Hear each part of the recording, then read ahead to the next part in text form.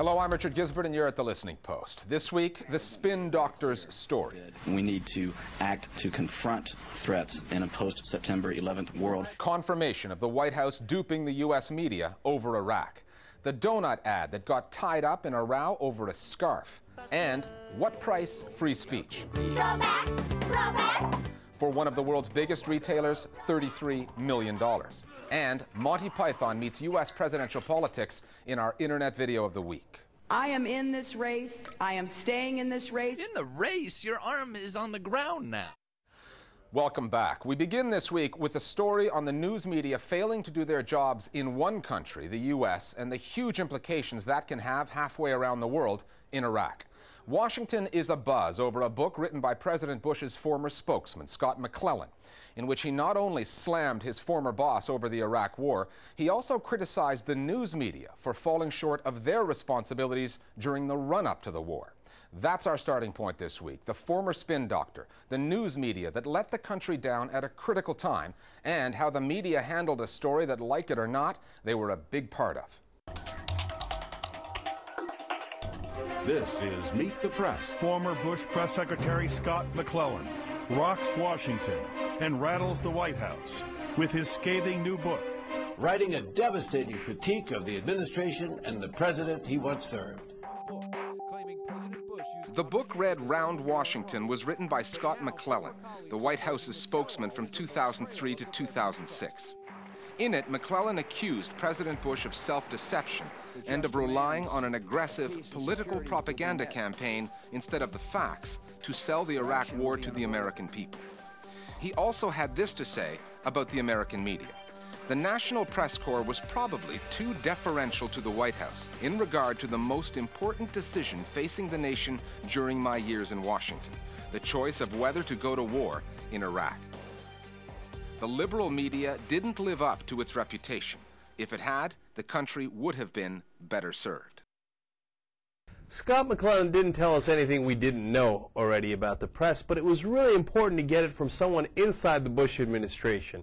Because here's a guy who's on the inside and said, yeah, we tried to intimidate you, and guess what? It worked. We took that intelligence and then portrayed it and packaged it in a way to make it sound more grave and more urgent. He said that the media was complicit in the buildup to the Iraq War, that they got caught up in this patriotism or this fervor and didn't ask difficult questions, didn't examine the intelligence, basically, not in so many words, but accused them of being stenographers. Sold instead to us, the American people, on WMDs. However, in the hours and hours of coverage of McClellan on the U.S. airwaves, the media concentrated on what he said about the Bush administration.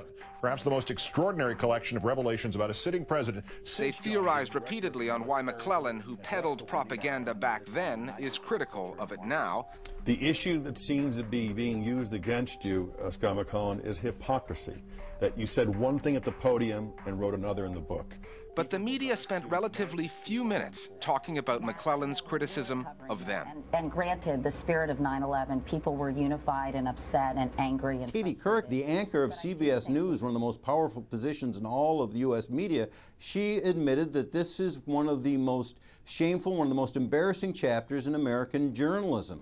But I do think we were remiss in not asking some of the right questions. There was a lot of pressure from the Bush White House. So finally we're getting a glimpse of the problem with the U.S. mainstream media, a glimpse of the culpability of the U.S. mainstream media in the lead up to the Iraq War. Unfortunately, it's not getting as much attention as I think it deserves. One example of the network's reporting on McClellan's media accusations was on CNN, when it talked to one of its correspondents, who was with another network, MSNBC, during the time McClellan was writing about. I think the press corps dropped the ball at the beginning. When the lead up to war began, the press corps was under enormous pressure from corporate executives, frankly, to make sure that this was a war that was presented in a way that was consistent with the patriotic fever in the nation and the president's high approval ratings. Pressure from news executives to put on positive stories about the president.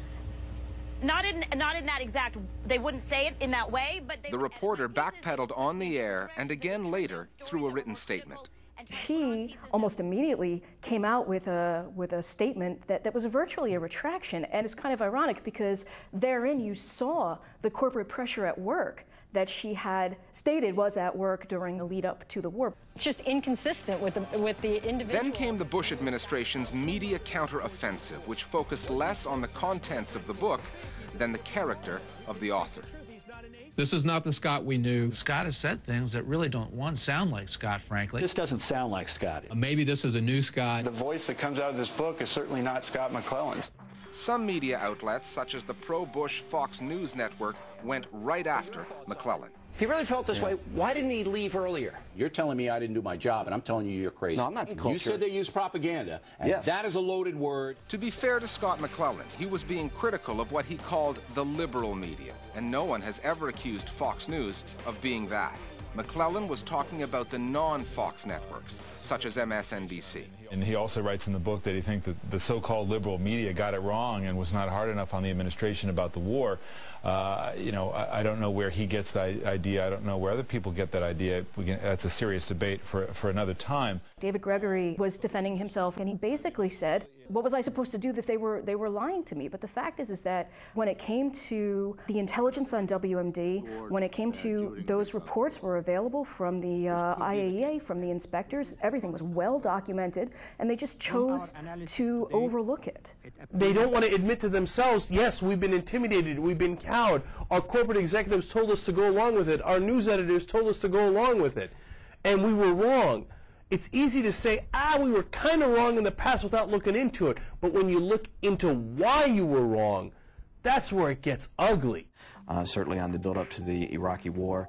Given that the implications of what Scott McClellan was saying extended far beyond Washington, he attracted coverage from overseas as well. Link TV, which monitors Middle Eastern media, had some fun with the story, comparing the former White House spin doctor to Mohammed Saeed al-Sahaf, the former Iraqi information minister whose anti-American propaganda in the early days of the war led to the Western media nicknaming him Comical Ali. Last night, an Arab commentator boasted, "You see, the Americans also have a minister of misinformation, just like we do here in the Middle East. There are two differences, though. First, they call him White House Press Secretary. Second, unlike here in the Middle East, the American public does not know that he is lying." We need to act to confront threats in a post-September 11th world before it's too late. If Americans didn't know how the White House media machine worked before, thanks to Scott McClellan, they know now. But have the U.S. media learned their lesson? Have they learned enough to prevent what happened over Iraq from ever happening again? Our Global Village Voices now with their take on the White House and the news media. I think there is a problem with being the spokesman for the US president. You know, on the one hand, the media has to take what you say at face value. You are the spokesman, what you say is on the record. On the other hand, it has to scrutinize you. Now, does it endlessly pick apart every single word, every syllable, every declaration that's made by the White House press secretary? Because if it does, it risks really alienating viewers, readers, and the general audience. The mainstream media in the U.S. is, ironically, much like the Bush administration. It refuses to take blame for the outcome of its actions. The media knowingly propagated the misinformation that led to the war in Iraq. It deliberately overlooked the IAEA and Hans Blitz's call against war because of no found WMD. Scott McClellan's book 5 years later is telling us nothing new. There should be no surprise at the media's unwillingness to cop to its role in the selling of this war just because Scott McClellan wrote a book. The proof of their failure has been around for years. It's the October 2003 University of Maryland PIPA report showing that a majority of TV news viewers had their facts backwards on Al-Qaeda, WMD, or international support. If scientific proof didn't convince the mass media of their pro-war bias, why would anyone expect Scott McClellan's anecdotes to? Global Village Voices can be your platform to let us know about what's good or bad in the world's news media. Email us at listeningpost@aljazeera.net and we'll find a way, some form of technology, to get you on the air. Time now for Listening Post News Bites. It's still early days, but the Russian media already like the country's new president, Dmitry Medvedev, better than his predecessor, Vladimir Putin. Medvedev, who took power last month, has effectively killed a proposed new law that would have given the government the power, without the need for a court order, to shut down media outlets for acts of libel. Russian media freedoms were stifled under Vladimir Putin, and the new law was proposed after a Moscow newspaper published rumors that Putin was preparing to divorce his wife for a younger woman. Putin, who insists that story was wrong, is now Russia's prime minister. Back in 2006, we reported on Natasha Kampusch, the young Austrian woman who became world famous when she escaped from 8 years of captivity at the hands of a stranger. After 18 months at the center of a media feeding frenzy, the 20-year-old has now embraced the limelight and has her own talk show. The broadcast goes out on Pulse 4, a small Austrian station. Her first guest was Niki Lauda, a former Formula One driver who survived a terrible accident, and the two discussed dealing with personal traumas. Kampusch's show received mixed reviews. The German magazine Der Spiegel said she was being exploited by the TV channel, that her media advisors had let her down.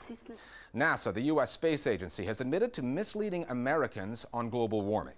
The agency has confirmed that members of its press office interfered in the debate over climate change between 2004 and 2006, and they did it for political reasons.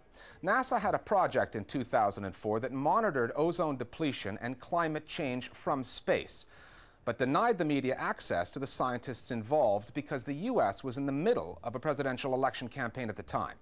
The space agency, which is supposed to be above politics, says it has since cleaned up its act. Here's an example of the growing power of the right-wing blogosphere in the U.S. and how it can have an impact on the media even when it's wrong on the facts. America runs on Dunkin'.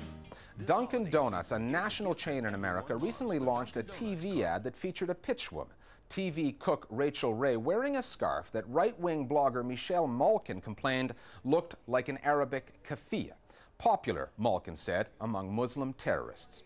The company said the scarf actually contained a paisley pattern, that no symbolism whatsoever was intended. However, when threatened with a boycott, Dunkin' Donuts caved anyway and pulled the ad, then got slammed from the left. And you gave in to them because they merely mentioned the possibility of a boycott? How about this? How about the rest of us boycott Dunkin' Donuts for giving in to fascists like Michelle Malkin, and for giving weight to perhaps the most absurd idea the lunatic fringers have ever belched forth? That there are terrorist scarves! We're back after the break with a story of a supermarket giant taking aim at free speech in Southeast Asia.